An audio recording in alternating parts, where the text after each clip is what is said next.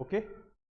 नमस्कार विद्यार्थी मित्रांनो, उमेद आय एस अकॅडमीच्या ऑनलाईन आणि ऑफलाईन प्लॅटफॉर्मवर तुमचं सर्वांचं स्वागत. तर मित्रांनो, आपली 9 नोव्हेंबरला राज्यसेवाची फ्री झालेली आहे आणि तुम्हाला सर्वांना माहिती आहे की बाबा डिस्क्रिप्टिव्ह पॅटर्न आलेला आहे. तर आता रायटिंग प्रॅक्टिस म्हणण्यापेक्षा आपण बघा रायटिंग प्रॅक्टिस कशी करायची पाहिजे किंवा कुठल्या विषयापासून सुरुवात केली पाहिजे आपण ह्याचं डिस्कशन करण्यासाठी ही उमेद आय एस अकॅडमीने बघा एक मॉड्यूल लॉन्च केलंय. सर्व विषयांचं आहे. त्यातलं GS1 साठी बघा, GS1 साठी मी अनिल पालवे हे घेणार आहे. तर बघा अनुभव सुद्धा मला UPSC 2 मेन्स आहे, राज्यसेवा 6 मेन्स दिलेल्या आहेत, त्यासोबतच राज्यसेवेच्या 3 इंटरव्ह्यू दिलेल्या आहेत आणि लिहिण्याचा खूप चांगले रिटर्नला बघा राज्यसेवेमध्ये सुद्धा मला नेहमी चांगले मार्क आलेले आहेत. तर GS1 हा विषय का आपण GS1 पासूनच का सुरुवात करूया. तर GS1 पासून सुरुवात करण्याचं एक मुख्य कारण आहे की बघा ह्याच्या GS1चं एक आपण न्यू पेज जर घेतलं, बरं ठीक आहे, आपण ह्याच्यावरतीच बघा GS1 पासूनच का सुरुवात करायची आहे मित्रांनो. तर याचा सिलेबस बघा 4 भागामध्ये आपण त्याचं 4 भागामध्ये काय एक पहिला असू शकतो की इंडियन कल्चर, दुसरा भाग काय इतिहास, त्यातल्या त्यात बघा मॉडर्न इंडियाचा इतिहास आहे आणि जगाचा इतिहास, ह्या 2 गोष्टी आहेत. आणि त्यासोबतच मित्रांनो भूगोल आणि भारतीय समाज यावरती आपल्याला मित्रांनो 20 क्वेश्चन आयोग विचारणार आहे. त्याचा पॅटर्न पण आपण पाहिला आहे की कसे प्रश्न असणार आहेत. तर प्रत्येक प्रश्न कसा आहे बघा आयोगाचा की पहिले 10 प्रश्न हे प्रत्येक 10 मार्काला आहेत आणि त्याच्यानंतरचे 15 मार्काला. तर किती शब्दामध्ये लिहायचे आपल्याला, तर पहिले 150 शब्दामध्ये उत्तर लिहायचं आहे आणि दुसऱ्या प्रश्नाचं 250 शब्दामध्ये उत्तर आपल्याला द्यायचे आहेत. तर हे सर्व करत असताना मित्रांनो तर GS1 चा अभ्यास कसा केला पाहिजे आणि त्याच्यात सिलेबस काय आहे ह्याचा आपण आज ह्या लेक्चरमध्ये डिकोड करणार आहोत की GS1 चा सिलेबस काय आहे. तर मित्रांनो बघा पहिलंच सिलेबस आपण काय केलेलं आहे की हँड रिटन सिलेबस आणि ह्या प्रोग्राम मध्ये आपण काय करणार आहोत बघा हे जवळपास एक 50 लेक्चरमध्ये 50 तासामध्ये आपण पूर्ण सिलेबस शिकवणार आहेत का नाही. तर आपण काय करणार आहे की ह्या सिलेबसमध्ये नेमकं काय वाचलं पाहिजे हे घेणार आहोत आणि खूप चांगल्या प्रकारे बघा GS1 पासून सुरुवात का करायची हा प्रश्न किंवा GS2 पासून. तर मित्रांनो ही गोष्ट लक्षात घ्या, तुमचा कॉन्फिडन्स बूस्ट झाला पाहिजे. कॉन्फिडन्स बूस्ट होणं म्हणजे काय, तर बघा GS1 मध्ये आपल्याला काय काय माहिती आहे. भारताचा इतिहास आपण प्रीला किंवा जो मागचा पॅटर्न होता राज्यसेवेचा किंवा कंबाईनची प्री असू दे ह्याच्यात सगळ्यात आपण तो पॅटर्न इतिहास वाचतो. जगाच्या भूगोलाबद्दलची थोडक्यात माहिती असते. जगाचा इतिहास हा नवीन टॉपिक आहे आणि भारतीय समाज हा पण इथला टॉपिक नवीन आहे मित्रांनो. तर आणि त्यानंतरचं जे कल्चर बघा UPSC करणाऱ्याला माहिती आहे की आर्ट अँड कल्चर जो पार्ट आहे इतिहासामध्ये तो खूप महत्त्वाचा आहे. कारण इथं बघा ह्याचं डिस्ट्रीब्युशन जनरली आपण जर बघितलं मित्रांनो तर भारतीय इंडियन सोसायटीवरती 6 ते 7 प्रश्न येतात. त्यानंतर कल्चरवरती 5 जवळपास प्रश्न येतात. इतिहासावरती 7-8 प्रश्न असतात, 7 ते 8 आणि भूगोलावरचे 3 टॉपिक आहेत. अशा प्रकारचा हा सिलेबस आहे. तर बघा सिलेबस डिकोड करण्याच्या पहिले आपण काय म्हणतो की GS1 नीच का सुरुवात, तर इतिहास आपल्या ओळखीचा आहे. त्यानंतर भारतीय समाज हे जनरल टॉपिक आहे. बघा भारतीय समाज आपल्याला खूप डिटेलमध्ये घ्यायचा आहे का, तर नाही की भारतीय समाज आणि जागतिकीकरणाचा भारतीय समाजावरती काय परिणाम झाला, ह्या आपल्या सिलेबसच्या रिलेटेड गोष्टी आहेत. तर ह्या मॉड्यूलमध्ये आपण काय काय करणार आहोत मित्रांनो, तर हे पूर्ण सिलेबसच्या हँड रिटन नोट्स आपण घेणार आहोत. की हँड रिटनच का, तर तुम्हाला पण कळलं पाहिजे की लिहिलं कसं पाहिजे किंवा लिहिण्याची आयडिया कशी आली पाहिजे. आणि हे मराठीतून आपण हँड रिटन नोट्स जवळपास GS1च्या जवळपास 250 ते 300 ह्या पेजेसच्या नोट्स आपण तुम्हाला देणार आहोत. तर अशा प्रकारचं बघा मॉड्यूल आहे. एक 20 दिवसाची जवळपास आपण 20 दिवसात पूर्ण GS1 आणि ह्याचा फायदा काय होईल तुम्हाला, जर 20 दिवसात तुमचा GS1 संपला तर मित्रांनो दुसरा GS2 पण तुम्ही 20 दिवसात संपवू शकता. त्यानंतर GS3 पण 20 दिवसात संपवू शकता आणि हे प्रॉपर 2.5 महिन्यामध्ये काय होईल, तर तुमचा पूर्ण सिलेबस कव्हर होणार आहे ना. आपल्याला मेन्सला किती वेळ मिळू शकतो, तर बघा मित्रांनो ही गोष्ट लक्षात घ्या तुम्ही, आयोगाची आपल्याला तारीख आलेली आहे. तर काय आहे बाबा की 29 मार्च ही आयोगाने आपल्याला तारीख दिलेली आहे. 29 मार्च पासून मेन्स सुरू होणार आहे. तर 29 मार्चला कुठले पेपर आहेत? कंपल्सरी हिंदी, सॉरी UPSC मुळे हिंदी बोललो तुम्हाला, मराठी आणि इंग्लिश ह्याचा अभ्यास करायचा आहे का? तर नाही मित्रांनो. जसं आज आपण सीसॅटला कोण अभ्यास करतंय का राज्यसेवेच्या? बघितला सीसॅट पेपर काय होता, किती सोपा आहे. आज एक तरी विद्यार्थी 150च्या खाली असेल का? तर नाहीये. त्यामुळे 29 मार्चला खरी आपली परीक्षा सुरू होते का? तर नाही म्हणत. हे फक्त आपल्याला जायचं एक दिवशी आणि ते कव्हर करायचं आहे. त्यानंतर दुसरा पेपर कधी 5 एप्रिलला दिलेला आहे आपल्याला. 5 एप्रिलला काय, हा कुठला पेपर? निबंधाचा पेपर आहे. पण ह्या निबंधाच्या पेपरमध्ये काय करायचं आहे आपल्याला? तर निबंधाची विशेष तयारी. खरी परीक्षा मित्रांनो आपली 18 आणि 19 एप्रिलला सुरू होत आहे. तोपर्यंत आपल्याला जवळपास 5 महिने एवढा वेळ मिळणार आहे. तर आपण जर सर्व सिलेबस GSचा 2.5 महिन्यामध्ये कंप्लीट केला तर ह्याच्यात आपण रिटर्न लिहायचं आहे का? तर रोज लिहायचं आहे. आणि GS1 पासून सुरुवात का करायची आहे लिहिण्याची? तुमचा कॉन्फिडन्स येईल तुम्हाला. कारण तुमचं बघा काय झालेलं आहे, तर आधीपासून तुम्ही GS1च्या बऱ्याच गोष्टी तुम्हाला माहिती आहे.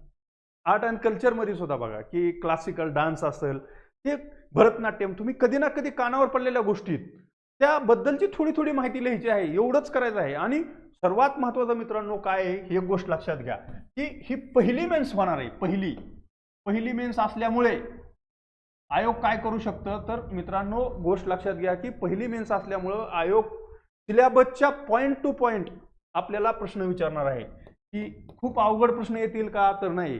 त्याच्यासाठी पहिले 2.5 महिने खूप महत्त्वाचे आहेत. त्या जर तुम्हाला हँड रिटन नोट्स मिळाल्या, GS1चं एका ठिकाणी कुठलंही पुस्तक तुम्हाला उघडायची गरज नाही पडली, तर तुम्ही नक्की ह्या पेपरमध्ये चांगला स्कोर करू शकता. ते सर्व GS1, GS2, 3, 4 हे आहे. आणि बघा ऑप्शनल सायमल्टेनियसली करायचं आहे का? तर जनरल बघा तुमचा आवाका. आता ह्याच्यामध्ये कशी मुलं असणार आहेत? कंबाईन प्रीचा पेपर तर तुम्ही सर्वांनी दिलेला आहे. मार्क जे आले असतील ते आलेले असतील. जर तुम्हाला ह्या प्री होईल का नाही यात तुम्ही असाल, किंवा तुम्हाला राज्यसेवाच करायची आहे आणि 26चा अटेम्प्ट देत आहे, त्याची पण तारीख 31 मे आलेली आहे. ह्या सर्व गोष्टीचा विचार करता आता तुम्ही न थांबता अभ्यासाला सुरुवात केली पाहिजे. आणि कशी केली पाहिजे मित्रांनो, एक गोष्ट लक्षात घ्या की सुरुवात करताना तुम्ही की बाबा नेमकं काय, आज आपल्याला मार्केट म्हणण्यापेक्षा काही आमच्यासारखे जे टीचर आहेत ते रायटिंग करूया म्हणतो, पण लिहिणार काय? हे सर्वात मोठा प्रश्न आहे की नवीन विद्यार्थ्यांनी लिहिलं काय पाहिजे बाबा, की प्रश्न काय कशावर येतो, सिलेबसची ओळख आहे का आपल्याला, ह्या गोष्टी आधी पाहिल्या पाहिजेत. आणि त्यानंतर तर मित्रांनो चला तर मग आपण GS1चा सिलेबस, संपूर्ण सिलेबस डिकोड करूया की सिलेबसमध्ये काय दिलेलं आहे आणि त्याच्यात सब टॉपिक कशा प्रकारे प्रश्न विचारले जाऊ शकतात, तर ते पाहूया. बघा ते हँड रिटन मध्ये बघा मी स्वतः ह्याचे सिलेबस डिकोड केलेला आहे. तर मित्रांनो बघा आपला GS1 पेपर आहे आणि आपल्याला असंच पेज दिलं जाणार आहे. आन्सर रायटिंगला मित्रांनो तुम्हाला असं पेज येणार आहे आणि ह्याच पेजवर तुम्हाला उत्तरं लिहायची आहेत. म्हणून मी तुम्हाला खास दाखवण्यासाठी हँड रिटन घेतलंय की बाबा नेमकं कसं. तर बघा आपल्या पेपरचं नाव काय आहे, मी तुम्हाला सुरुवातीला सांगितलं की GS1 हा 4 भागामध्ये विभागलेला आहे. कल्चर किंवा आपण म्हणूया की भारतीय वारसा आणि संस्कृती. एक मिनिट आपण जरा पेन चेंज करू, कारण सेम कलर दिसतोय आपल्याला तिथं. तर बघा हा पेन कसा वाटते, सॉरी एक सेकंड, आपण हा कलर घेऊया. ठीक आहे.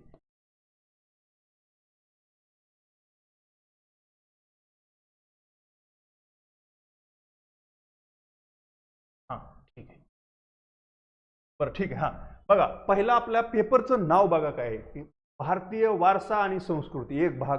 ह्याच्यावरती प्रश्न किती येणार आहेत? 3 ते 4 प्रश्न विचारले जाणारच आहेत. त्यानंतर इतिहास आणि जागतिक भूगोल महाराष्ट्राच्या विशेष भारांशासह. हा शब्द लय भारी वापरलाय बघा आयोगाने की महाराष्ट्राचा विशेष भारांश. म्हणजे मित्रांनो भूगोलामध्ये आपल्याला प्रश्न कसे येऊ शकतात बघा, सरळ प्रश्न विचारू शकतात की IT पार्क पुण्यामध्ये कशा डेव्हलप झालेल्या आहेत त्याच्याबद्दलचं लिहा. IT पार्क बघा, भूगोलामध्ये IT काय येतो की उद्योगधंदे ह्याच्यामुळं.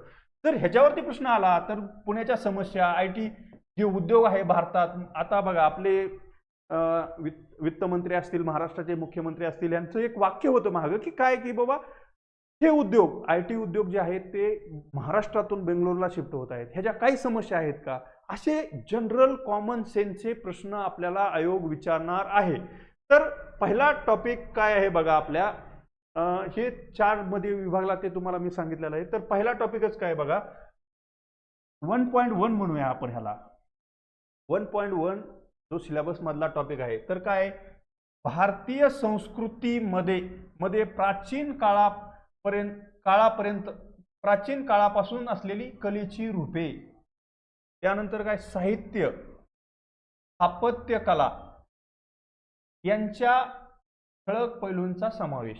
तर मित्रांनो गोष्ट लक्षात घ्या, काय म्हणतात, ही प्राचीन भारत जगातील एक 4 संस्कृतीपैकी एक महान संस्कृती.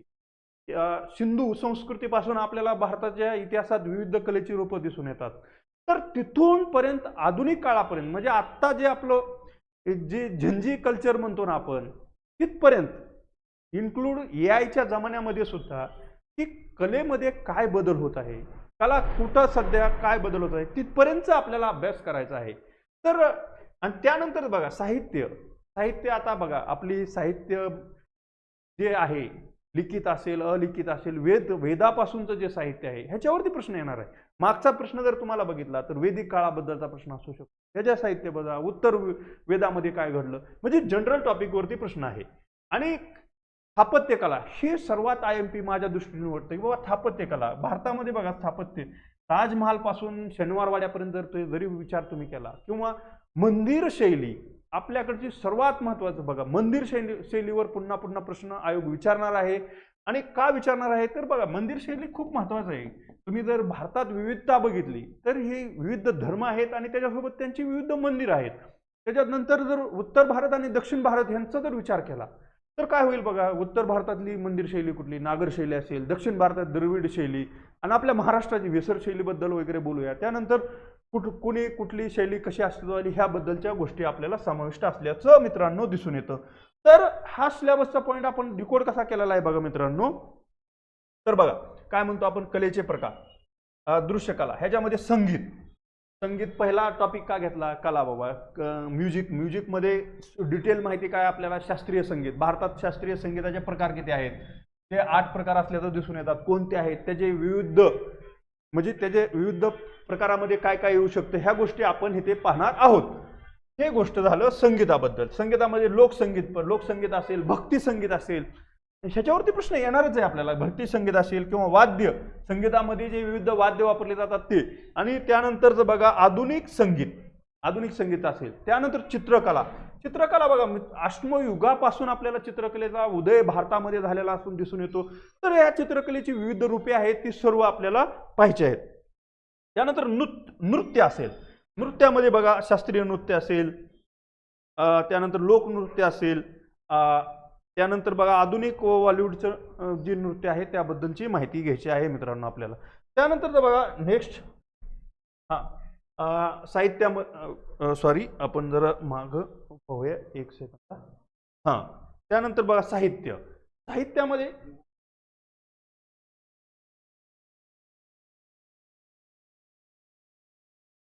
ओके, ठीक आहे, थँक्यू सर. त्यानंतर बघा आता बघा हे साहित्यामध्ये मित्रांनो काय येईल, ओके, साहित्य बघा. साहित्यामध्ये प्राचीन साहित्य कुठून सुरुवात होती बाबा साहित्याची, वैदिक साहित्य, वेद म्हणजे काय, उपनिषद काय, पुराणे काय, ह्या सर्व गोष्टी आपल्याला करायच्या आहेत. कारण ह्याच्यावरती प्रश्न आपल्याला येत असल्याचं दिसून येतं. महाकाव्य असतील, रामायण, महाभारत, ह्याच्यावरती सुद्धा प्रश्न आयोग विचारतं बघा. छोटे प्रश्न आपल्याला किती शब्दात लिहायचंय, 150 शब्दात. तर हे शब्द आपल्यासाठी खूप महत्वाचे आहेत मित्रांनो. त्यानंतर बौद्ध आणि जैन साहित्य बघा, दोन धर्म आपल्याकडे होते, खूप महत्वाचे असते. त्यांचा उदय का झाला, त्यांनी निर्माण केलेले साहित्य, बौद्धकालीन साहित्य काय आहे, बुद्धांचं साहित्य, त्रिपिटक काय आहे, जैनांचं साहित्य, त्याच्यानंतर त्यांचा उल्लेख कुठे कुठे दिसून येतो, ते सर्व आपल्याला पाहायचं आहे. मध्ययुगीन काळातील साहित्य मित्रांनो हा खूप महत्त्वाचा टॉपिक आहे बघा. ह्याच्यावरती प्रश्न येणारच आहे. भक्ती चळवळ आणि सुफी चळवळ यांचं साहित्य, मीराबाई, कबीर, संत कबीर. संत आपल्याला सरळ प्रश्न काय येऊ शकतो मित्रांनो ह्या टॉपिकमध्ये की संत कबीर यांच्या साहित्याचे वर्णन, यांच्या साहित्यावर क्रिटिकली अनालिसिस करा किंवा इव्हॅल्युएट करा, अशा प्रकारचे प्रश्न आपल्याला येणार आहेत. म्हणून आपल्याला सिलेबसमध्ये काय आहे त्याच्याबद्दल थोडक्यात माहिती असणं गरजेचंच आहे. त्यानंतरचं बघा नेक्स्ट नेक्स्ट पॉईंट बघा काय की फारसी साहित्याचा प्रभाव वगैरे, प्रादेशिक साहित्य आपण बघितलं. त्यानंतर आधुनिक साहित्य. आधुनिक साहित्यामध्ये ब्रिटिशकालीन साहित्य, लोक स्वातंत्र्य चळवळीचा साहित्य आणि स्वतंत्र साहित्य, ह्या गोष्टी आपल्याला पाहिजे आहेत. कारण महाराष्ट्राच्या संदर्भात म्हणलंय तर काय येऊ शकतं बघा, आपल्याकडे विद्रोही साहित्य संमेलन होता, त्यांच्याबद्दलचं काय असेल, दलित साहित्य, ह्याच्याबद्दल सुद्धा आपल्याला प्रश्न जनरली विचारले जाऊ शकतात मित्रांनो. तर हे आपल्याला कव्हर करायचं आहे ह्याच्यातून. त्यानंतरचं बघा, माझ्या दृष्टीने हा एक पॉईंट खूप महत्वाचा आहे मित्रांनो की या कलेमध्ये प्राचीन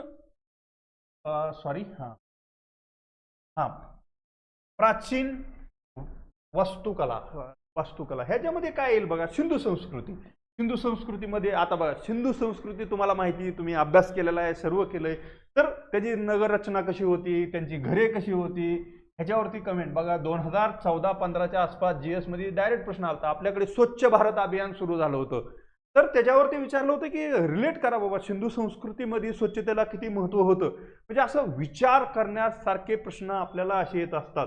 त्यानंतर मौर्य वास्तुकला, ते अशोकाचे विविध जे स्तंभ आहेत त्याचे जे अशोकाची जी माहिती मिळते त्याची माहिती, किंवा स्तूप अशोकाने एवढे बांधलेले आहेत त्याच्याविषयीची माहिती आपल्याला घ्यायची आहे. कारण सरळ साधा प्रश्न येणार आहे. कोरीव गुंफा बघा, की अजंठा वेरुळाबद्दलची जर माहिती विचारली, महाराष्ट्राच्या संदर्भात जर विचार केला, अजंठा वेरुळा ह्याच्याबद्दल टिप्पणी करा जरी विचारलं तर आपल्याला ते माहीत पाहिजे तिथं किती आहेत. म्हणजे हे सर्व आपण काय केलंय, ऑब्जेक्टिव्ह एक्झामसाठी हे सर्व केलेलं आहे. फक्त आपल्याला कागदावरती उतरवता आलं पाहिजे, कागदावरती. जर तुम्हाला हे करता आलं मित्रांनो तर तुम्ही तिथंच जिंकलेला आहात. हे त्यानंतर बघा, मंदिर शैली बोललो. मंदिर शैलीमध्ये नागर शैलीची काय वैशिष्ट्य आहे, द्रविड शैलीची काय वैशिष्ट्य आहे, गोपुरम कुठं असते, हे आपण जनरली पाहिलेलं आहे आणि ते पाहायचं आपल्याला व्यवस्थित पाहायचं आहे मित्रांनो. त्यानंतर पुढे बघा, त्यानंतर बघा हे इंडो इस्लामिक. हे काय पॉईंट महत्वाचा आहे की ह्या ज्या इंडो इस्लामिक काळामध्ये खूप सारं मुघलामध्ये सल्तनत जी काळ होती त्याच्यामध्ये बघा, किंवा मुघल शैली जी असेल, मुघल शैलीमध्ये ताजमहाल ह्यासारख्या गोष्टी बनलेल्या आहेत. ह्याचा आपल्याला डिटेलमध्ये थोडा बघा, आपल्याला काय ह्याच्यात पीएचडी करायची आहे का ताजमहालाबद्दल, तर नाहीये. चर्चेमध्ये ताजमहाल आहे, तर ताजमहालाबद्दल त्याची जी शैली आहे ती कुठून घेतली बाबा, ताजमहालाचं काय वैशिष्ट्य आहेत, ह्या गोष्टी आपल्याला रिटर्न मध्ये करायच्या आहेत. त्यानंतर मराठा. आता महाराष्ट्राच्या संबंधित बघा, पुन्हा मी महाराष्ट्रात का सांगतोय, कारण आपल्याला महाराष्ट्राची एक्झाम द्यायची आहे, त्यामुळे हे विचारणारच आहेत. त्याच्यात शिवाजी महाराजांचे जे किल्ले आहेत त्यांना वर्ल्ड हेरिटेज साईटचा दर्जा मिळाला आहे, त्याच्यावरती क्वेश्चन येणार आहे की साधा सरळ प्रश्न येऊ शकतो की शिवाजी महाराजांच्या काळामध्ये किल्ल्यांना एवढं का महत्व होतं, त्याच्यावरती कमेंट करा किंवा ते सांगा. असं लॉजिकला धरून आपल्याला ह्या विषयाचा अभ्यास करायचा आहे. जर तुम्ही नुसतंच पुस्तकी ज्ञान जर मिळवायचा प्रयत्न केला तर मित्रांनो तुमचा हा पेपर मध्ये मार्क येणार नाही आहे, तुम्हाला लिहिता येणार नाही. पण रिटर्न पेक्षा तुमचा सिलेबस कव्हर होऊन, जर आपण हे मॉड्यूलमध्ये कसं की पहिला टॉपिक शिकवल्यानंतर त्याच्यावरती 10 प्रश्नाची उत्तर लिहून घेऊया, ती घेतल्यानंतर काय होईल की तुमचा कॉन्फिडन्स बूस्ट होईल. आणि आपल्याला लहानपणापासून आपण हे शिकत आलेलो आहे की महाराष्ट्रातील अजिंठा वेरूळ बद्दलची माहिती, हे ती माहिती फक्त आपल्याला ती कागदावरती नीट चांगल्या स्पष्ट शब्दात आणि एक हे आपल्याला जर उतरवता आली तर आपल्याला त्याचा खूप फायदा होणार आहे. त्यानंतर विजयनगर बघा, आपल्याला प्रीमध्ये पण प्रश्न आलेला आहे. विजयनगरची वास्तुकला असतील, वर्ल्ड हेरिटेज साईट असतील, हम्पी शहराबद्दलची माहिती असेल, ह्या सर्व गोष्टी. आधुनिक वास्तुकलामध्ये इंग्रज सरकार बघा, आता इंग्रज आले भारतामध्ये, भारताची संसद त्या काळात बांधली, आता नवीन संसदेची इमारत बांधलेली आहे. तर ही वास्तुकला काय आहे बाबा, या संसदेची काय रचना कशी आहे, त्या काळात कशी होती, ह्या गोष्टी आपल्याला पाहिजे. स्वतंत्र वास्तुकला संसद मी तर लिहिलेलंच आहे. स्मार्ट सिटी वगैरे हे आपण पाहायचं आहे. चंदीगड शहराचं बघा, की नवी मुंबईचं उदाहरण घ्या. नवी मुंबई ही शहर आपण मुंबईवर शहराचा ताण कमी करण्यासाठी बघा, मागं आत्ताच जेव्हा नवी मुंबईच्या विमानतळाचं उद्घाटन झालं तेव्हा महाराष्ट्राच्या मुख्यमंत्र्यांनी घोषणा केली की आपण चौथी मुंबई पालघर इकडं निर्माण करूया. म्हणजे ती एक प्लॅन सिटी आहे आणि तीच आपलं वास्तुकलेचं वैशिष्ट्य असल्याचं दिसून येतं. म्हणजे असं समाजामध्ये किंवा भोवताली काय घडतं आहे त्याला रिलेट करून हा पेपर असल्याचं दिसून आपल्याला येतं मित्रांनो. त्यानंतरचा नेक्स्ट बघा. हां, आता आपला हा पॉईंट संपला. कुठला? 1.1. त्यानंतर 1.2 काय आहे बघा मित्रांनो. 1.2 खूप महत्वाचं आहे आणि ह्याच्यावर प्रश्न येणंच आहे. महाराष्ट्रातील संत चळवळी. महाराष्ट्रातील संत तुम्हाला ज्ञानेश्वरापासून तुकाराम महाराजापर्यंत जे तुम्हाला माहिती आहे तेच फक्त चांगल्या शब्दामध्ये आणि त्याचा अभ्यास डिटेलमध्ये नाही. डिटेलमध्ये करायला गेलं तर बघा संत ज्ञानेश्वराच्या साहित्यावरच आपलं सर्व थांबेल. पण फक्त आपल्याला त्यांचा कार्यकाल, समकालीन काय ऐतिहासिक घटना घडलेल्या आहेत, भौगोलिक परिस्थिती तेव्हा काय होती ह्याचा विचार करून लिंक करून आपल्याला अभ्यास करायचा आहे. तर काय बाबा, महाराष्ट्रातील संत चळवळीचा विशेष संदर्भात भक्ती चळवळ आणि त्याचे तत्वज्ञान असा पॉईंट दिलेला आहे मित्रांनो. तर बघा भक्ती चळवळ उगम कुठून झाला तर त्यात काय सब पॉईंट काय एवढा सिलेबस मधला पॉईंट आहे. तर आपण डिकोडिंग कसं बघा काय करू शकतो. भक्ती चळवळ आणि तिचे तत्वज्ञान, उगम, विकास, प्राचीन हिंदू धर्मात परंपरामुळे का बाबा त्याचा विकास का झाला. आपण उलटा कधी पण विचार करायचा आहे मित्रांनो की भक्ती चळवळ लक्षात कशी ठेवायची. भारतातील समकालीन भारतामध्ये काय परिस्थिती होती आणि बाबा ही भक्ती चळवळ पुढे येण्याचं कारण काय आहे. असं काय अचानक येतंय का तर नाही. त्याला मागं खूप ऐतिहासिक सामाजिक परिस्थिती असते आणि त्याच्यातून अशा चळवळी निर्माण होतात. जैन बौद्ध हे धर्मच का अस्तित्वात आले ते आपण बघायचंय की बाबा जैन धर्माचा ह्या देशात निर्माण का झाला, बौद्ध धर्म का झाला, वर्ण व्यवस्थेबद्दलचं आपल्याला माहित पाहिजे. ह्या गोष्टी आपण करायच्या आहेत. तर प्राचीन हिंदू धर्माच्या परंपरेमुळे आणि बघा त्यानंतर ह्याच्यातच काय आल्वार आणि नायनार ह्यांचं काय संतांचा प्रभाव काय आहे दक्षिण भारतात. ह्यांना वैष्णवांचा कुणावर प्रभाव होता, शैव कोण होते, ह्या गोष्टी आपल्याला बघायच्यात आणि ह्याच्याबद्दल थोडं थोडं लिहायचंय. मध्ययुगीन काळात वाढ का झाली ह्या शतकाबद्दलचा आपल्याला त्याचा अभ्यास करायचा आहे. भक्ती विरुद्ध परंपरागत जो आपल्याकडे वर्ण व्यवस्था होती त्याचा काय विरोध झाला त्या गोष्टी. त्यानंतर मुक्तीसाठी भक्ती चळवळ होती का बाबा, भक्ती चळवळीचा प्रभाव कोणाचा होता, त्या गोष्टी मित्रांनो आपल्याला पाहायच्या आहेत. हा तर हे पहा. त्यानंतर काय म्हणतात समता आणि जातीभेद. सॉरी हा हा हे बघा समता आणि जातीभेद विरोध काय केला. भक्ती सगुण आणि निर्गुण म्हणजे काय, भक्ती चळवळ काय, सुफी तत्वज्ञानाचा प्रभाव, हिंदू मुस्लिम ऐक्य, ह्याच्यावरती प्रश्न आपल्याला विचारले जाऊ शकतात. त्यानंतर बघा भक्ती चळवळ विस्तार, उत्तर भारतातील संत त्याच्याबद्दलच्या संतांची सर्व माहिती आपण घेणार आहोत. कबीर असेल, गुरु नानक असतील किंवा सुरदास, तुळशीदास, मीराबाई, रविदास ह्यांच्याबद्दलची आपण डिटेल माहिती घेणार आहोत. त्यानंतर महाराष्ट्रातील भक्ती चळवळ आपल्यासाठी हा पॉईंट खूप महत्वाचा आहे बघा की महाराष्ट्रातील भक्ती चळवळ आणि वारकरी संप्रदाय. तर महाराष्ट्रातील संतांचे तत्वज्ञान काय आहे बाबा. महाराष्ट्रातील संत ज्ञानेश्वरांपासून जे तुकाराम महाराजांपर्यंत किंवा जे संत एकनाथ वगैरे असतील त्यांच्यापर्यंत किंवा पुढे जाऊन जरी आधुनिक भारतातले जर बघितलं संत काय म्हणू शकतो आपण तुकडोजी महाराज असतील त्यासोबतच इतर संतांचा जी माहिती आहे ते.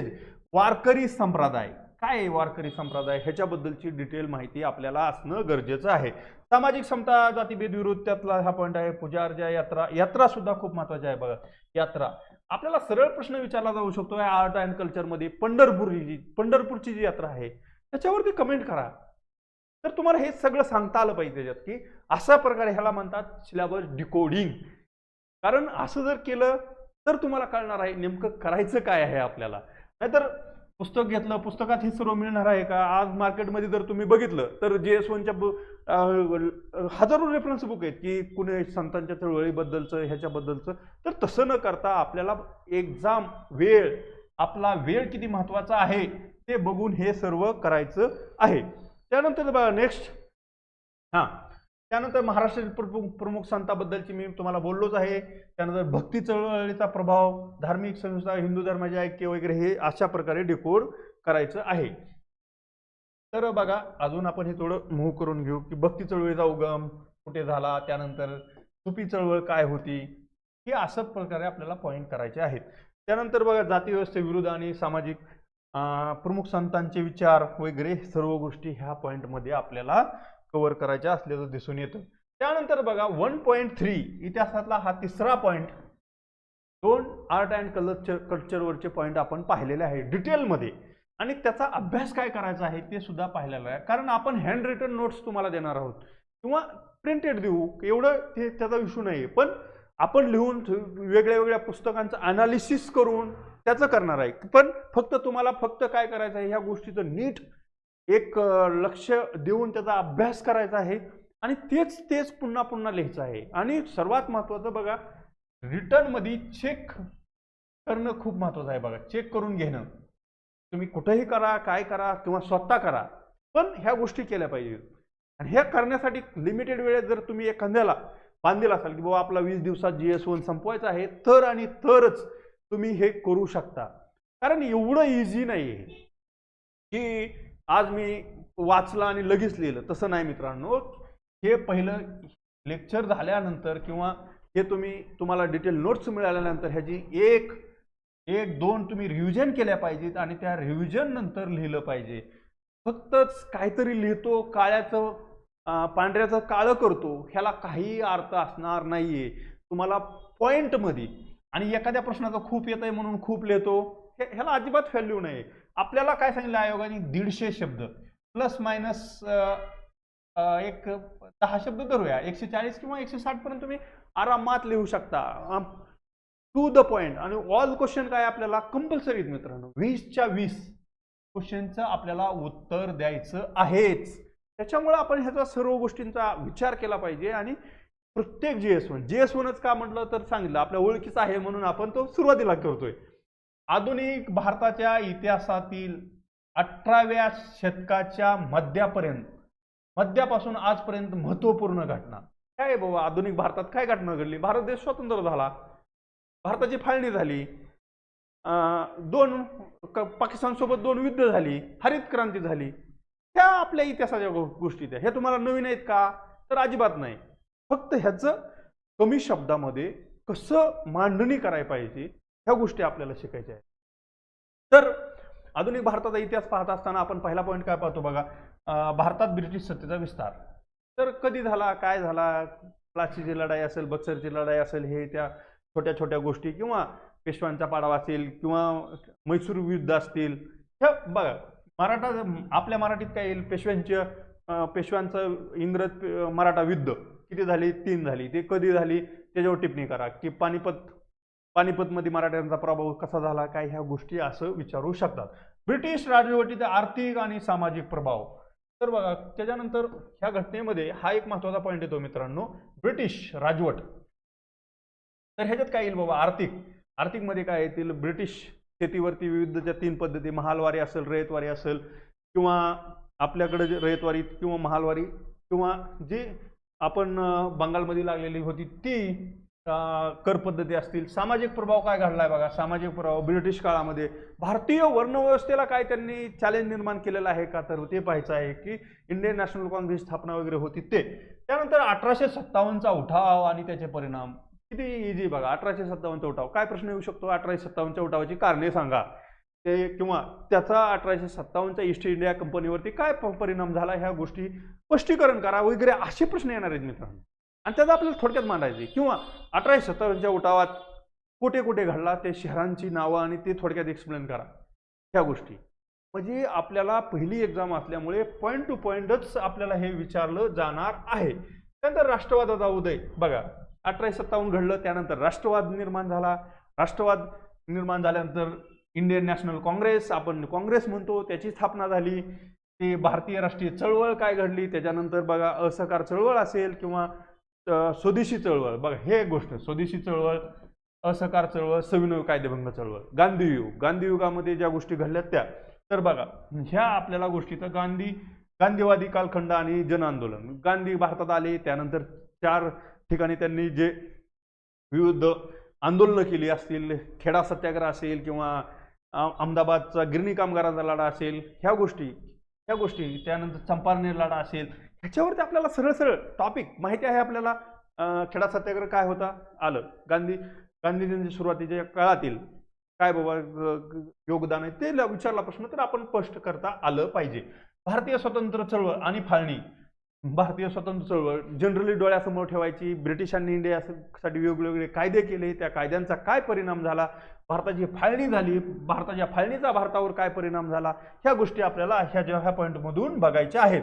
त्यानंतर काय स्वतंत्र स्वातंत्र्यानंतरचा भारत बघा. स्वातंत्र्यानंतरचा भारतमध्ये पहिलंच काय संस्थांचे विलगीकरणामध्ये हैदराबाद लढा आपल्याला आत्ताच काल प्रश्न आला होता, त्या प्रश्नाबद्दलचा असेल किंवा जुनागडचा काय विषय किंवा काश्मीरचा बघा. JNK सर्वात महत्वाचा आहे की JNK राजा हरी सिंग असेल, त्यांचं तत्कालीन जे गव्हर्नर होते भारताचे माउंटबॅटन, ह्यांची जी काश्मीर कसा भारतात विलीन झाला, ह्या गोष्टी आपण ही करणार आहोत. ह्याची हँडरिटन नोट्स शॉर्ट नोट्स असणार आहेत बघा.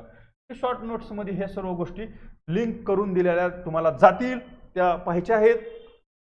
त्यानंतर 21व्या शतकातील भारत.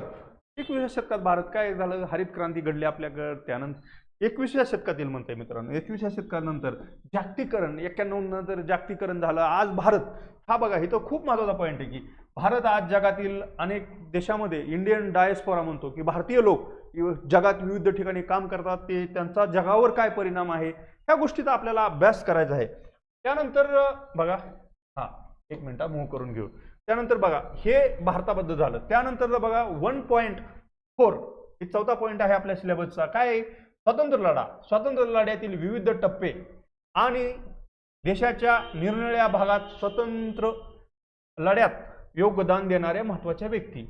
आपण लगेच बघा, स्वातंत्र्य लढा त्याचे विविध टप्पे, जहाल युग, मावळ युग आपण म्हणतोच, किंवा 1857 पूर्वीचा असेल त्याच्याबद्दलची माहिती. त्यानंतर बघा महत्वाच्या व्यक्ती. आता लोकमान्य टिळक महाराष्ट्राच्या संदर्भात आपले MPSC सहज प्रश्न विचारू शकते की लोकमान्य टिळकांचं स्वतंत्र लढ्यातील योगदान सांगा किंवा त्याच्यावरती टिप्पणी करा लिहा 250 शब्दात. किंवा गांधीजींचं योगदान सांगा, किंवा जवाहरलाल नेहरू यांना भारताचा निर्माता म्हणतात, त्यांचे योगदान काय आहे भारतीय स्वतंत्र लढ्यात. किंवा भारत स्वतंत्र झाल्यानंतर भारताचे पहिले पंतप्रधान जवाहरलाल नेहरू यांना भारताचा निर्माता का म्हणतात. तर त्यांचं तुम्ही लगेच सांगितलं पाहिजे, भारताचं त्यांची धोरणं सांगितली पाहिजे, त्यांनी इंडियन इकॉनॉमीमध्ये काय काय केलेलं आहे. आंतरराष्ट्रीय रिलेशनमध्ये बघा, आंतरराष्ट्रीय रिलेशन असेल, पंचशील आपल्याला आताच विचारलं आयोगाने, आपल्याला प्रीमध्ये क्लू देऊन ठेवला आहे की बाबा आम्ही असं विचार करतोय. पंचशील तत्व काय आहे बाबा, सरळ प्रश्न आपल्याला 150 शब्दात काय विचारू शकतात की पंचशील तत्व, भारताची पंचशील तत्व काय आहेत स्पष्ट करा, असं आपल्याला करायचं आहे. त्यानंतर नेहरू इंटरनॅशनल रिलेशनचं बघा, नाम आपण म्हणतो, नाम बद्दलची माहिती करून घ्या. आता आपल्याला सगळ्यांना नामची पहिली परिषद कुठे झाली, नेते कोण आहेत, हे सगळं आपण ऑब्जेक्टिव्ह मध्ये केलेलं आहे. नवीन काही करायचं आहे का, तर फक्त ते आपल्याला लक्षात ठेवायचं आहे, लिंक लावायचे आहे आणि ते फक्त कागदावरती उतरवायचं असल्याचं मित्रांनो दिसून येतं. लढ्यातील योगदान ते आपण बघितलेलं आहे. त्यानंतर बघा, ब्रिटिश सत्तेविरुद्ध आरंभिक प्रतिकार. तर मित्रांनो हे एक महत्त्वाचा मुद्दा आहे की ब्रिटिशांना आपल्या सर्वांनी विरोध केलेला आहे. कामगारांचा विरोध असेल, आदिवासींचा विरोध असेल, महिलांचे चळवळी असतील, ह्यांची थोडक्यात माहिती पाहिजे आहे. भारतीय राष्ट्रवादाची पायाभरणी काय, 1858 पासून 1857चा जो उठाव झाला, त्यानंतर विविध पुस्तक बघा, रिफ्लेक्शन आपल्याला खूप दिसून येतं की सावरकरांचं पुस्तक असेल किंवा विविध इतिहासकार असतील, इतिहासकारामध्ये सर्वात विका राजवाडे असतील किंवा यदुनाथ सरकार असतील, ह्यांची पुस्तकं पहा, त्यांच्याबद्दलचं काय काय महत्त्वाचं त्यांनी म्हटलेलं आहे ते आपल्याला पाहिजे. जहाल चळवळीबद्दल लगेच आपण मवाळ चळवळीला विरोध करून जहाल चळवळ अस्तित्वात का आली, ह्याला जर स्वतःला प्रश्न विचारला तर तुम्हाला लगेच लिहिता येतं की त्याचे नेते महत्व आहे. लालबाल पाल आपण म्हणतो ते कोण होते त्याच्याबद्दलची माहिती. गांधीयुग आणि त्यांचे जन्म हे आपण पॉईंट पाहिलेला आहे. त्यानंतर बघा नेक्स्ट, आणि त्याच्यातच हा पॉईंट एक पहा, स्वातंत्र्याकडे वाटचाल आणि भारताची फाळणीबद्दल, स्वातंत्र्य संग्रामाचा प्रभाव आणि वारसा. आपलं बघा DPSP मध्ये काय मूलभूत कर्तव्यामध्ये की भारतीय जी कर्तव्य आहे त्यात दुसरं कर्तव्य काय सांगतं बघ मित्रांनो, की भारतीय संग्रामाचा आदर केला पाहिजे, त्याच्या वारशाचा आपण जपणूक केली पाहिजे वगैरे वगैरे. त्यानंतर बघा नेक्स्ट 1.5 मध्ये काय म्हणतोय आपण, 1.5 जो आपला पॉईंट आहे तो बघा, काय स्वतंत्र भारतातील एकीकरण आणि पुनर्रचना. काय प्रश्न आहे बघा, स्वतंत्र झाल्यानंतर भारताचे एकीकरण कसे झाले, पुनर्रचना कशी झाली, त्यानंतर हा इथं बघा भारताचे एकीकरण मध्ये महत्वाचा रोल कुणी आपण लहानपणापासून शिकत आलो की सरदार वल्लभभाई पटेल यांनी महत्वाचा रोल विचारला आहे. तर आयोग आपल्याला प्रश्न कसा विचारू शकतो बघा ह्याच्यावर, भारतीय एकीकरण ह्या पॉईंटवरती भारताचे सरदार वल्लभभाई पटेल यांना भारताचे बिस्मार्क म्हणले जाते. तर आपल्याला समोर जाऊन जे जगाचा इतिहास पाहायचा आहे ना मित्रांनो, ते बिस्मार्क जो आहे त्याचं इटलीचं एकीकरण त्यांनी जसं केलं तसं भारताचं एकीकरण हे सरदार वल्लभभाई पटेल यांच्या नेतृत्वाखाली झाल्याचं दिसून येते. की भारताचं बघा, भारत स्वतंत्र झाल्यानं 1947चा जो कायदा आला, इंग्रज सरकारचा कायदा किंवा स्वतंत्र लढ्याचा कायदा म्हणतो आपण, ह्याच्यावरती अनेक वेळा PYQ वगैरे आलेले आहेत. त्या कायद्यात काय म्हटलं आहे की 2 राष्ट्र निर्माण होतील, त्यानंतर जी संस्थानं आहेत त्यांना भारत किंवा पाकिस्तानात किंवा स्वतंत्र राहण्याचा अधिकार आहे. त्याचं एकीकरण हैदराबाद लढा असेल, त्यानंतर जुनागडचा असेल किंवा भोपाळ वगैरे ही जी संस्थानं होती त्यांचं एकीकरण कशा प्रकारे झालं ह्याच्यावर सुद्धा सरळ साधा प्रश्न आपल्याला येऊ शकतो. त्याच्यामुळे हे कीवर्ड आणि हे कधी लक्षात राहील तुम्हाला, जर तुमच्याकडे एक नोट्स असेल ठराविक पानाची 200-300 पानाची GS1 ची नोट्स आहे बाबा, हे जर तुमच्या लक्षात असेल ना तर ही लिंक सरळ तुम्ही लावू शकता, लगेच लिहू शकता. पण हे करण्यासाठी तुम्हाला सिलेबस डोळ्यासमोर नाचला पाहिजे. बघा शब्द असे वापरतोय मी की डोळ्यासमोर तुमच्या सिलेबस नाचला पाहिजे. भारताचे राजकीय एकीकरण काय काय घडलंय हे संस्थांचं विलीकरण वगैरे ते पाहणार. त्यानंतर भारताची राज्यघटना निर्मिती आपण पॉलिटीमध्ये इतकं चांगलं केलेलं आहे, प्रत्येक विद्यार्थ्यांनी राज्यसेवा देणाऱ्या किंवा कंबाईन देणाऱ्या, तर हे सहज तुम्ही मांडू शकता. फक्त कागदावर येणं, कागदावर आपलं कधी कसं आलेलं आहे आजपर्यंत की आपण नोट्स बनवल्यात बघा, छोट्या छोट्या नोट्स असं. त्यानंतर राज्याची भाषिक पुनर्रचना, हे भाषा बद्दलचं आपल्याला डिटेल माहिती आहे की कसं कशी निर्माण झाली. त्यानंतर राष्ट्रीय ऐक्यासमोरील आव्हाने आणि फुटीरवाद, ह्या बघा शीख चळवळीबद्दलची माहिती, खलिस्तान वगैरे ह्या गोष्टी आपण पाहिल्या पाहिजेत. किंवा नॉर्थ ईस्ट मधल्या राज्यांची जी मागणी आहे, सध्या मणिपूर जळत आहे म्हणतो आपण मणिपूर, त्या मणिपूर राज्याबद्दलची जनरली माहिती ह्या पॉईंटमध्ये तो येऊ शकेल. राष्ट्रीय ऐक्य आणि आव्हाने आणि फुटीरवाद. त्यानंतर नक्षलवाद, हे नक्षलवाद खूप महत्त्वाचा टॉपिक आहे बघा, ह्याच्यावरती भारत सरकार खूप चांगल्या प्रकारे काम करत आहे. आतापर्यंत नक्षलवादी 2026 पर्यंत केंद्रीय गृहमंत्री जे आहेत त्यांनी घोषणा केलेली आहे की नक्षलवाद राहणार नाही वगैरे वगैरे. त्याच्या संबंधी आपल्याला प्रश्न येऊ शकतो. तर आपल्याला अभ्यासात काय करायचं आहे मित्रांनो, तर एक गोष्ट लक्षात घ्या, आपल्याला नक्षलवाद म्हणजे काय इथून सुरुवात आहे आपली. नक्षलवाद चळवळी का सुरू झाल्या, नक्षलवादाबद्दलची माहिती, ह्या गोष्टी आपल्याला पाहायच्या आहेत. त्यानंतर आर्थिक धोरणे आणि विकास, बघा नेहरूंपासून आपण समाजवादी अर्थव्यवस्था स्वीकारली, 1991ला आपण भांडवलवादाकडे वळलो, त्याच्याबद्दलची माहिती आपल्याला इथं घ्यायची आहे. विकासामध्ये कसं काय आपलं भारत देशाचा विकास कसा सुरू आहे ते. त्यानंतर सामाजिक आणि राजकीय घडामोडी, ह्या काळामध्ये घडलेल्या सामाजिक राजकीय सर्व घडामोडी आपल्याला कव्हर करायच्या आहेत. सामाजिक घडामोडीमध्ये बघा मतदानाचा अधिकार जो आहे तो मिळाला, त्यानंतर ज्या घडामोडी आहेत सामाजिक घडामोडी त्या सर्व घडामोडी, किंवा राजकीय घडामोडीमध्ये सर्व घडामोडी की प्रत्येक निवडणुका वगैरे असतील, किंवा पाणी घेऊया आपण, ही गोष्ट हे पाहिलं तर बघा एक मिनिट मूव करूया. परराष्ट्र धोरण आपल्याला आलं की इथं पंडित जवाहरलाल नेहरू पासून आज जे केंद्रामधील सरकार आहे नरेंद्र मोदी त्यांचं परराष्ट्र धोरण काय आहे, आपले आंतरराष्ट्रीय संबंध काय आहेत बघा. सरळ प्रश्न येऊ शकतो, भारताच्या शेजारी राष्ट्रासोबत भारताचे आंतरराष्ट्रीय संबंध कसे आहेत, एवढा इझी प्रश्न आला लगेच आपण लिहायचं. पाकिस्तान सोबत असे रिलेशन आहे, चायना सोबत हे चालू आहे, नेपाळमध्ये काय आहे, श्रीलंकेबद्दल काय आपलं आंतरराष्ट्रीय रिलेशन आहे, त्यासोबत आपण लगेच म्हणू शकतो गुजराल डॉक्ट्रिन काय होती बाबा. हे IMP बघा, गुजराल डॉक्ट्रिन ही आंतरराष्ट्रीय संबंधामध्ये जे गुजराल आपले पंतप्रधान होऊन गेले त्यांच्यानंतर. त्यानंतर बघा पूर्वेकडे पहा, आपलं जे धोरण आहे पूर्वेकडे पहा त्याबद्दलची माहिती आपण घ्यायची आहे. त्यानंतरचा 1.6 इतिहासातला हा पॉईंट आहे, जगाच्या इतिहासातील 18व्या शतकापासून औद्योगिक क्रांती, जागतिक युद्धे, देशाच्या भूसीमाची पुनर्रचना, वसाहतवाद वसाहतवाद निर्मूलन झालं, ते राजकीय तत्वज्ञान जसे की साम्यवाद, भांडवलशाही, समाजवाद, त्याची रूपे व समाजावर त्याचा प्रभाव यांचा समावेश राहील. हे आपला 1.6 जगाच्या इतिहासाबद्दलचा पॉईंट आहे. तो आपण मित्रांनो कसा डिकोड केलाय तुम्हाला दाखवतो. आपण बघा डिकोड काय केलं ह्याच्यामध्ये की बघा पहिलं औद्योगिक क्रांती म्हटलं. औद्योगिक क्रांती कुठं घडली? इंग्लंडमध्ये घडल्याचं आपल्याला दिसून येतं किंवा युरोपमध्ये घडली. तिथंच का घडली, त्याच्याबद्दलचे जे पॉझिटिव्ह पॉईंट आहेत ते सर्व पॉईंट आपण हे कव्हर करणार. त्यानंतर बघा की राजकीय क्रांतीमध्ये राष्ट्रवाद, अमेरिकन क्रांती असेल, फ्रेंच असेल, रशियन क्रांती असेल, ह्याच्यावरती प्रश्न येतोच बघा मित्रांनो. रशियातली मध्ये जे झालेली क्रांती असेल, अमेरिकन राज्यक्रांती का घडली, त्याच्यानंतर फ्रेंच राज्यक्रांती का घडली, त्याच्यानंतर रशियन राज्यक्रांती, ह्याच्यात जे महत्वाचे विचारवंत आहेत रुसो सारखे, रुसो असेल, तिथले अजून काही विचारवंत असतील त्यांच्याबद्दलचे आपल्याला ह्याच्यातून माहिती घ्यायची आहे. जागतिक महायुद्ध, पहिलं महायुद्ध आणि दुसरं महायुद्ध हे का घडलं, त्यांचा परिणाम काय, ते कुठल्या तहाने थांबले, वर्साईचा तह उदाहरण देतो म्हणून सांगतो. वर्साईच्या तहाची कारणे किंवा वर्साईच्या तहाचा झालेला जगावरती परिणाम, हे अशा प्रकारचा प्रश्न आपल्याला येऊ शकतो. आणि 2 महायुद्ध झाली, त्यामधला जो काळ होता, हिटलरचा उदय का होतो, पहिल्या महायुद्धानंतर दुसरं महायुद्ध किती थोड्याच काळात घडलं, 20 वर्षात तर घडलेलं आपल्याला दिसून येतं. त्या काळामध्ये हिटलरचा उदय किंवा इटलीमध्ये कोणाचा उदय झाला, ह्या गोष्टी किंवा ह्या पॉवर का अस्तित्वात आल्या. त्यानंतर बघा दुसरे महायुद्ध झालं. दुसऱ्या महायुद्धाचं मित्रराष्ट्र वगैरे ह्यांची सर्व माहिती आपण घेणार आहोत. राष्ट्रीय सीमांचे पुनर्राखण, हे दुसऱ्या महायुद्धानंतर काय घडलं बघा.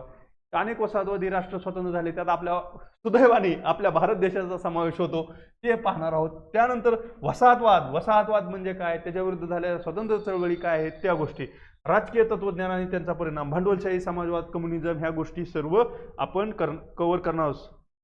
आणि बघा इथं सुद्धा आयोगाने आपल्याला एक महत्त्वाचा पॉईंट कसा दिलाय बघा मित्रांनो, हे पहा की काय म्हणतंय आयोग, सध्याचे जागतिक प्रश्न व आव्हाने, दहशतवाद किंवा पर्यावरणाचा असेल बघा, पर्यावरणाचे वाद काय, पर्यावरण सध्या एवढं आपल्याला बघतो, पॅरिस करार, हे करार, ते करार, किंवा अमेरिकेचे इथून महागार तिथून महागार, ह्या गोष्टी इथं आपल्याला कव्हर करायच्या आहेत किंवा करंटच्या रिलेटेड आहेत. आणि 1.6 काय, आता बघा आपण भारतीय कल्चर, संस्कृती आणि त्याचा वारसा एक पॉईंट कव्हर केला, त्यानंतर इतिहासाचा पॉईंट कव्हर झाला, आणि त्यानंतर सर्वात महत्त्वाचा आणि आपल्याला नवीन असणारा पॉईंट आहे बघा, की हा पॉईंट बघा काय की वर घेऊ आपण थोडं. हा पॉईंट बघा खूप महत्त्वाचा पॉईंट आणि जनरल टॉपिक आहे की भारतीय समाजाची ठळक वैशिष्ट्ये आणि विविधता. काय पॉईंट आहे, भारतीय समाज काय बाबा, डेफिनेशन इथून आपण सुरुवात करू शकतो की समाज म्हणजे काय.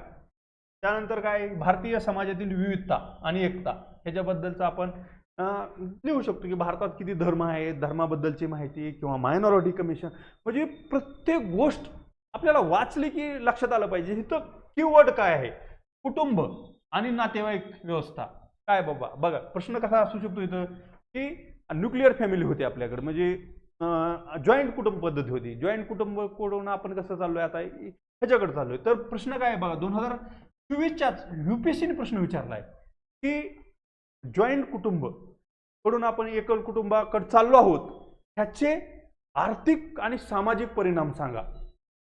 म्हणजे समाजाचा अभ्यास करताना आपल्याला ह्या गोष्टीचा अभ्यास करायचा आहे. ग्रामीण व शहरी समाज, ह्याच्यावर सुद्धा खूप चांगल्या प्रकारे प्रश्न येऊ शकतात की ग्रामीण समाज म्हणजे काय, शहरी समाज काय आहे, ह्या गोष्टी आपण इथे पाहू शकतो. त्यानंतरचा मित्रांनो बघा, भारतीय महिला आणि लैंगिक समाज ह्याबद्दलची माहिती आपण इथे घेऊ शकतो.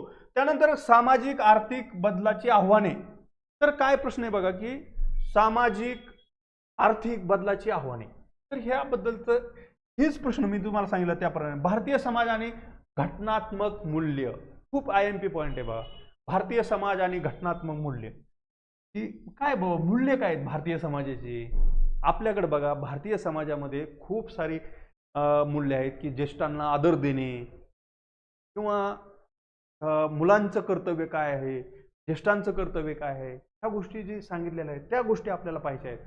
की भारतीय समाज म्हटलं की खूप मोठा टॉपिक वाटतो, पण तो जर आपण व्यवस्थित अशा प्रकारे डिकोड करून घेतला ना तर मजा येते मित्रांनो, की अभ्यास करताना पण आणि उत्तर लिहिताना पण, आणि काहीतरी असं आपण केलंय असं आपल्याला दिसून येतं. त्यानंतरचं बघा नेक्स्ट काय म्हणू शकतो आपण ह्याला, भारतातील विविधता. बघा प्रश्न की ह्या पॉईंटमध्ये डिकोडिंग कसं करू शकतो, भारताची विविधता, भाषिक विविधता, ह्याच्यावरती बोलूया. भाषिक विविधता, तमिळ बांधव किंवा इकडचे उत्तर भारतात हिंदी भाषिक पट्टा या भाषिक विविधतेवरती आपल्याला भारतात जे काही चळवळी झाल्यात, हिंदी भाषा चळवळ वगैरे वगैरे, ते धार्मिक विविधताबद्दल माहिती, भारतातील धर्म, आता जैन धर्माला आपण मायनॉरिटीचा दर्जा दिला, तो कधी दिला, काय त्याच्याबद्दलची माहिती, किंवा मायनॉरिटीमध्ये कोणते कोणते धर्म आहेत भारतात, त्यांचे काय काय अधिकार आहेत, असे प्रश्न आपल्याला जनरेट होऊ शकतात. प्रादेशिक आणि सांस्कृतिक विविधता ह्याच्याबद्दलची माहिती, सामाजिक आर्थिक विविधता, सण आणि उत्सव. बघा, सण आणि उत्सव की भारतात एकता आहे हे कशाहून दिसतं? भारताचे विविध सण असतील, दिवाळी, दसरा किंवा ईद वगैरे आपण सण साजरा करू शकतो. त्यानंतर तर बघा 1.7 झाल्यानंतर 1.8 काय आहे मित्रांनो? 1.8 महिला व महिला संघटनांची भूमिका, लोकसंख्या आणि त्या संबंधित मुद्दे, दारिद्र्य, विकासात्मक प्रश्न व नागरीकरण. तर बघा महिला, तर आपण डिकोड कसं करू शकतो हा पॉईंट मित्रांनो, हे पाहून घ्या. तर बघा भारतातील महिलांची स्थिती काय बाबा, बघा हे भारतातील महिलांची स्थिती म्हणलं की आपण वैदिक काळापासून विचार करू शकतो की वैदिक काळामध्ये काय होतं, महिलांना किती अधिकार होते, पितृसत्ताक कधी झालं, उत्तर वैदिकीय काळ असेल, वैदिक काळ म्हणूया आपण ते. त्या महिला समोरील प्रमुख आव्हाने, महिला सुरक्षेसंबंधीची प्रमुख आव्हाने, बघा रोज घटना पेपरमध्ये वगैरे दिसतात, त्याचे उदाहरणं आपल्याला, जिवंत उदाहरणं, लाईव्ह उदाहरणं आपल्याला ह्या पेपरमध्ये देता आली पाहिजेत. बघा महिला संघटना आणि त्यांची चळवळ, महिला संघटना 1975 बघा विचार केला आपण जागतिक लेवलला, 1975 काय महिला वर्ष म्हणून आपण साजरं केलं. त्यानंतर बघा ते महिला जागतिक लेवलला विविध महिला, बीजिंग चळवळ असेल, बीजिंग म्हणून आपण 4थी चळवळ, त्याच्याबद्दलचे काही मुद्दे मांडता आले पाहिजेत आपल्याला. त्याला महिला सशस्त्रीकरण आणि सरकारी उपक्रम, आता बघा महाराष्ट्राबद्दल चाललंय लाडकी बहीण योजना, काय महिला सशक्तीकरणासाठीच आहे. तर आपल्याला प्रश्न विचारतील की महिला सशक्तीकरण करण्यासाठी की लाडकी बहीण योजना किती उपयोगी आहे, त्याचा कसा फायदा होतो, ह्या गोष्टी. महिला सशक्तीकरणासाठी पुढील दिशा, काय दिशा आपण देऊ शकतो, म्हणजे क्रिटिकली अनालिसिस असे प्रश्न येऊ शकतात. एक काम करूया आपण की नंतर कधीतरी लेक्चर घेऊया की बाबा हे कीवर्ड कसे डिकोड करायचे, क्रिटिकली अनालिसिस, इव्हॅल्युएट किंवा टिप्पणी करा, ह्या गोष्टी आपण एका लेक्चरमध्ये पाहूया. त्यानंतर तर बघा भारतीय लोकसंख्या वाढीचे प्रभाव, ही गोष्ट काय विचारली की भारतीय महिला सशक्तीकरण, त्यानंतर लोकसंख्या वाढीचे प्रभाव, त्यानंतर लोकसंख्या वाढ व समस्या, ही काय त्या गोष्टी, लोकसंख्या नियंत्रणासाठी सरकारी उपक्रम. 1952 भारत जगातील पहिला देश आहे की लोकसंख्या नियंत्रणासाठी प्रयत्न करणारा किंवा एखादा उपक्रम आणणारा देश. त्याच्या पुढील काही गोष्टी आपण पाहणार आहोत. त्यानंतर गरिबी आणि विकासात्मक समस्या, ही पण एक समस्या आहे बाबा की भारतीय समाजापुढील गरिबी खूप महत्त्वाचा टॉपिक आहे की गरिबीवरची आव्हानं वगैरे. त्यानंतर विकासात्मक आव्हाने, गरिबी दूर करण्यासाठी सरकारी प्रयत्न, सरकारी उपक्रम, पीडीएस सिस्टीम असेल, बघा अन्न द्यायचं. त्यानंतर बघा सर्वांना आपण 10 किलो की 5 किलो फ्री देतो, आत्ताच फ्रीमध्ये जरी तुम्ही विचार केला ना मित्रांनो की अन्न योजना आहे 2013 सुरू झाली, त्यावर आपल्याला फ्रीमध्ये प्रश्न विचारला, आयोगाने सांगून ठेवलंय की आमच्या डोक्यात हे बाबा की तुमच्या मेन्सच्या सिलेबसमध्ये असं पॉईंट आहेत आणि त्याच्यावरती आम्ही असे भविष्यात जाऊन प्रश्न विचारणार. म्हणजे फ्रीचा सुद्धा पेपर बघा मेन्सच्या अभ्यासक्रमामध्ये रिफ्लेक्ट होत असल्याचं आपल्याला दिसून येतं की इतिहासामध्ये पंचशील विचारलं, आपलं लगेच इतिहासामध्ये पंचशील, इथं गरिबी आणि त्यांच्या समस्या विचारल्या, सरकारी उपक्रम विचारलं, तर पीडीएस सिस्टीमची बद्दलची माहिती, सर्व माहिती आपल्याला असणं गरजेचं आहे. ते म्हणजे प्रत्येक जो प्रीचा पेपर होता तो मेन्सच्या सिलेबसमध्ये त्या पेपरचं रिफ्लेक्शन दिसून येतं. कारण आयोगाने मेन्स प्री सगळं समोर ठेवून आपल्याला असे प्रश्न की आम्ही इकडं जातोय या गोष्टी. त्यानंतर गरिबी दूर करण्यासाठी, गरिबी निर्मूलनासाठी जे उपाय काय आहेत, ह्या शॉर्ट नोट्स आपण ह्याच्यावरती मित्रांनो करणार आहोत. त्यानंतर बघा भारतातील शहरीकरणाची कारणे काय आहेत बाबा, भारतात शहरीकरण एवढं का होतं, रोजगारासाठी किती प्रमाणात होतं, शहरीकरणाच्या काही समस्या आहेत का, एका शब्दात सांगायचं शहरीकरणाच्या. पुणे शहरात आपण राहतो तर पुण्याचं ट्रॅफिक बघा, त्यानंतर मेट्रो पुण्यामध्ये आली त्याचा काय परिणाम होणार आहे, किंवा राहण्यासाठी घरं बघा, घरांची किती समस्या आहे, झोपडपट्टी कशी वाढत आहे, ह्याच्यासाठी काय, ह्या गोष्टी आपल्याला येते. काय शाश्वत शहरांची सरकारी धोरणे, शाश्वत शहरीकरणासाठी बघा स्मार्ट सिटी का आलं, तर हेच पॉइंट आहे, शाश्वत शहरी, स्मार्ट सिटी, अमृत योजना. ही जर तुम्ही अशी उदाहरणं दिले ना मित्रांनो आपल्या पेपरमध्ये, डेफिनेटली तुम्हाला 10 पैकी 7, 8 म्हणजे प्लस मार्क होणार आहे. जे कोणी करतील ना जनरल उत्तर आणि तुमचं उत्तर हा फरक राहणार आहे. म्हणून आपण हे एवढा खटाटोप करतोय की बाबा रिटर्न नोट्स एकदाच द्यायच्या, त्याच्यावरती 3-4 रिव्हिजन करायच्या आणि तेच तेच पुन्हा लिहायचं. ह्या गोष्टी महत्वाच्या आहेत. त्यानंतरचं बघा नेक्स्ट प्रश्न बघा, जागतिकीकरणाचे भारतीय समाजावर झालेले परिणाम. किती महत्वाचं आहे बघा की आपल्या जीवनाशी रिलेटेड आहे. हा विषय करताना खूप मजा येणार आहे की हा GS1 भारतीय समाज जागतिकीकरणाचा प्रभाव.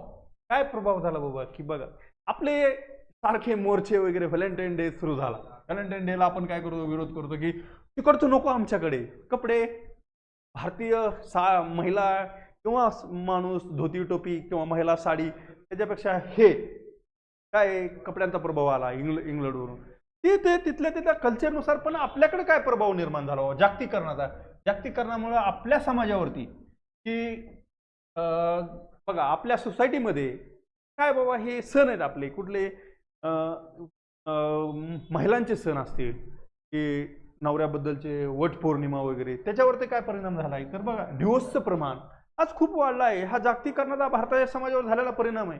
जागतिकीकरणाचा प्रभाव काय, महिला शिकल्या, ते स्वतः विचार करायला लागल्या, त्यांचं एम्पॉवरमेंट झालं आणि त्याचा भारतीय समाजावर हा परिणाम झाला आहे.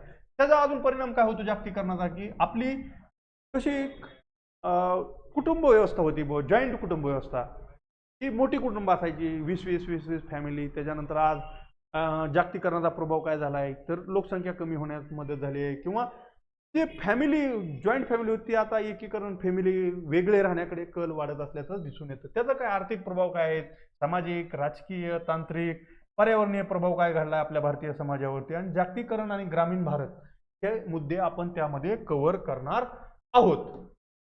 त्यानंतरचा बघा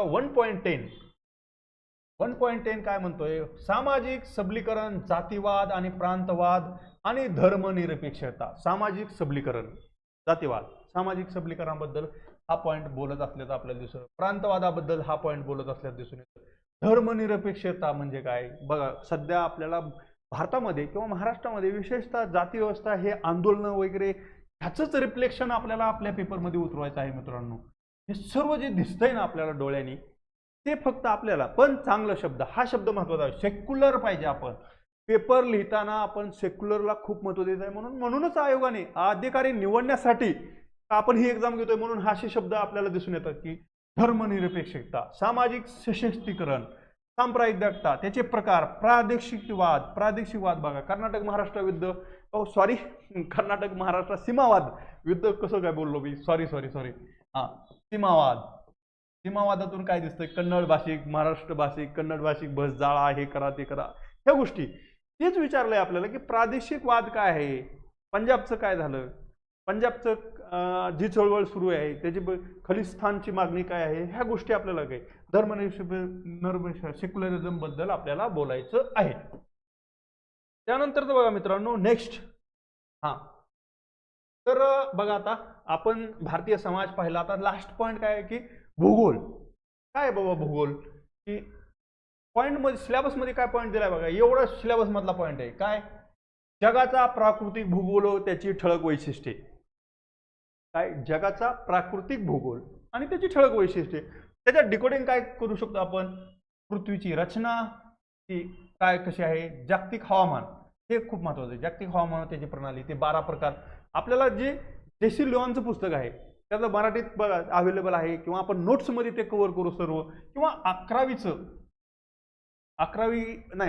12वीचं जे एनसीईआरटीचं बुक आहे जुनं, त्याच्याबद्दलची ही सर्व माहिती इथून करायची आहे.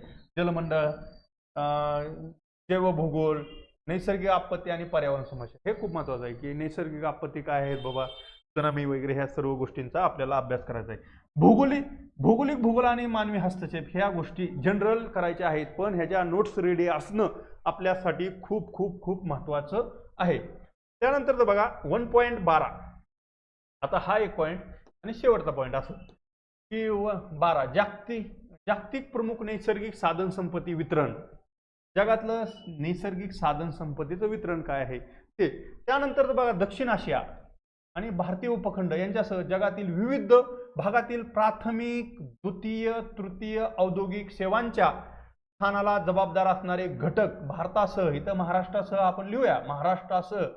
तर हेच मगाशी मी तुम्हाला सांगितले की औद्योगिक विकास पिंपरी चिंचवड या भागामध्ये कसं की औद्योगिक विकास का झालेला आहे, त्याचा प्रभाव काय आहे, ह्या गोष्टी आपल्याला कव्हर करायच्या आहेत. त्यानंतर बघा, जगातील प्रमुख नैसर्गिक साधन संपत्तीचे वितरण, भूसंपत्ती असेल, जलसंपत्ती असेल, खनिज संपत्ती असेल, ऊर्जा संपत्ती असेल, नवीकरण ऊर्जा असेल किंवा कृषी संसाधने असेल, कृषी संसाधनांमध्ये. त्यानंतर प्राथमिक, द्वितीय, तृतीय क्षेत्रातील उद्योगाचे स्थान निर्धारण करणारे घटक बघा. हा प्राथमिक व्यवसाय कधी का होतो, त्यानं द्वितीय काय, तृतीय काय, ह्या गोष्टी. भारत आणि जगातील औद्योगिक स्थानांची केस स्टडीज त्याच्यावरती काही विचारल्या जातील की केस स्टडी मी मग सांगितलं तसं पिंपरी चिंचवडमध्ये औद्योगिक IT का विकसित होत आहे ही केस स्टडी जर दिली तुम्हाला तर त्याच्यावरती माहिती, किंवा बंगळूर शहर असेल, बंगळूर शहरामध्ये का बाबा ITचा एवढा उदय झालेला आहे, त्या गोष्टी अशा प्रकारे केस स्टडी आपल्याला येऊ शकतात. किंवा पिंपरी चिंचवडमध्ये औद्योगिक इंडस्ट्री की एवढा विकास का झालेला आहे की उद्योगधंदे, किंवा ही आपल्या जवळ जर असेल तर पिंपरी चिंचवडचं उदाहरण मी तुम्हाला इथे दिलेलं आहे. त्यानंतर शेवटचा पॉईंट बघा आपल्या सिलेबस मधला 1.13. तर हे बघा काय म्हणतात. हा तर काय बाबा, भूकंप. आपण प्रीला तर भूकंप एवढा टॉपिक छानपैकी केलेला आहे, त्याच्याबद्दलचं भूकंपाचे प्रकार काय आहे, ती त्याची कशा प्रकारे भूकंप घडतो वगैरे, सुनामी बद्दलची माहिती आपल्याला.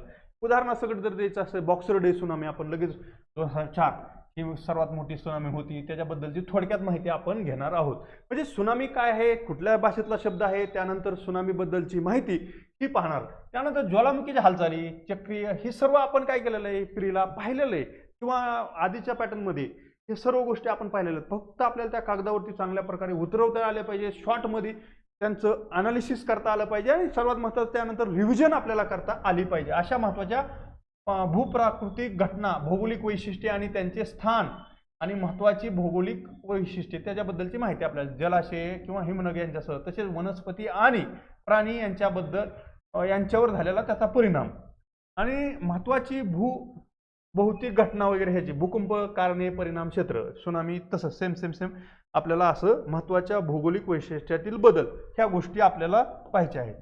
तर अशा प्रकारे बघा आपण हा पूर्ण सिलेबस डिकोड केलेला आहे. ह्याच्यामध्ये आपण सांगितल्याप्रमाणे कसं ह्याच्या आपण नोट्स बनवणार आहोत. त्यानंतर काय की त्या नोट्स आपण तुम्हाला दिल्या की ही मॉड्यूल आपण बघा 20 दिवसातच संपणार, की GS1चं एक 50 तास जवळपास प्लस मायनस इकडे तिकडे की लेक्चर असेल आपलं, की लेक्चरमध्ये आपण काय करणार आहे, पूर्ण डिटेल शिकवणार आहेत का, तर नाही आहे. की सिलेबसमधला पॉईंट, त्याच्यामध्ये डिकोड केलेले पॉईंट, आणि त्या नोट्स आपण व्यवस्थित लिंकिंग कशी लावायची ह्या गोष्टी सर्व पाहणार आहोत. तर बघा, तर GS1च का आपण ते पण सांगितलं की तुम्हाला परिचित विषय हा. परिचित कसा, तर इतिहासाचा तुमचा खूप चांगल्या प्रकारे अभ्यास आहे, जो भूगोलाचा अभ्यास आहे, भूकंप, सुनामी ह्या गोष्टी तुम्हाला माहिती आहेत. जर तुम्हाला कॉन्फिडन्स बूस्ट करायचा असेल तर GS1, किंवा तुम्ही काही विद्यार्थी असेल ते GS2ने पण सुरुवात करू शकतात. आपल्या उमेद IASकडे GS2चं पण खूप चांगल्या प्रकारचं मॉड्यूल आहे. इथिक्स तर आपल्याकडे जे सर घेणार आहेत त्यांनी UPSCचे आतापर्यंत 5 इंटरव्ह्यू दिलेले आहेत, त्यांचा अनुभव तुम्ही घेऊ शकता. त्यानंतर बघा हे सर्व गोष्टी, आणि हे केल्यानंतर तुमच्या 1, 2, 3 रिव्हिजन अशा केल्यानंतर तुम्ही खूप चांगल्या प्रकारे, आज जरी तुम्हाला एखाद्या गोष्टीबद्दल 5 शब्द जरी लिहिता येत नसतील तर ही बॅच म्हणण्यापेक्षा आपण एक मॉड्यूल म्हणूया, की हे मॉड्यूल जर नीट तुम्ही केलं तर तुम्ही खूप चांगल्या प्रकारे बघा हा पेपर टॅकल करू शकता. तर अशा प्रकारे आपण हा पेपर घेणार आहोत. जर तुम्ही बघा उमेद IAS अकॅडमीशी हे मोबाईल नंबर दिलेला आहे किंवा ऑफिसचा पत्ता दिलेला आहे बघा, तिथं येऊन तुम्ही चौकशी करू शकता. आम्ही सकाळपासून संध्याकाळपर्यंत अवेलेबल असू, किंवा जर ह्या नंबरशी कॉन्टॅक्ट करा आणि तुम्ही भेटू शकता, आणि त्याच्यावर आपण डिटेल डिस्कशन करू, आणि तुमच्या काही समस्या असतील, काही प्रॉब्लेम असतील तर ते नक्की आम्ही सॉल्व्ह करण्याचा प्रयत्न करणार आहोत. तर आत्तापर्यंत आपण सगळं पाहिलेलं आहे. तर आज आपण इथे थांबूया. धन्यवाद. थँक्यू.